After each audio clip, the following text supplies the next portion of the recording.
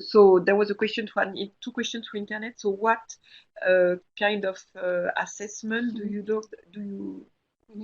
does the IFC do of the impact of the new performance standards in comparison with the previous ones? So the 2012 performance standards, and also what is the impact of the complaint mechanism that is goes with the PS. Okay, let me see if I understand. So the assessment or impact, yes. Okay, so first, the difference between 2012 and 2006. A lot of the differences, and this applies to all of the performance standards, a lot of the differences was really to just be very specific on what were the requirements. So a lot had to do with clarity on what we were already requiring for clients. Our standard at the moment is the 2012. So our assessment of the gaps will be against 2012. So if some clients are still in the 2006, we will see if there is any gap, and then we will try to address them. One of the ones is the one related to government resettle.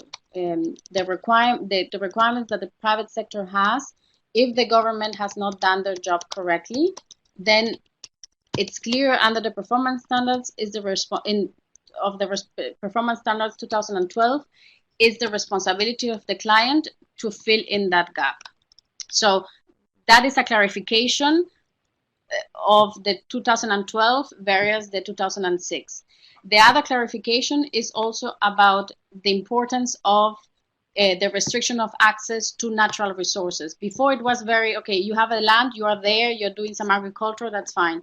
But we were not looking at some of the examples that I gave to you, like, for example, fisheries or sand mining. So all of these other uses of the land were not, let's say, addressed explicitly in the 2006. So now we have more about this ecosystem services approach to restriction of access to land. So I think those two are the main changes which I will see from the 2012 to the 2006.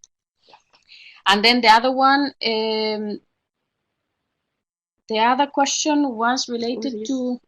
So there is a complaint mechanism. Yeah, the complaint mechanism. I don't know if you're referring to the CAO, to the ombudsman.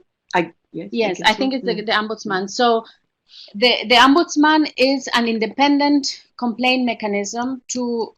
So it is, and it's the World Bank. So the head of the CAO does not report to IFC. He reports directly to the World Bank president. And anyone can pose a complaint through that mechanism about any of our projects. And the CAO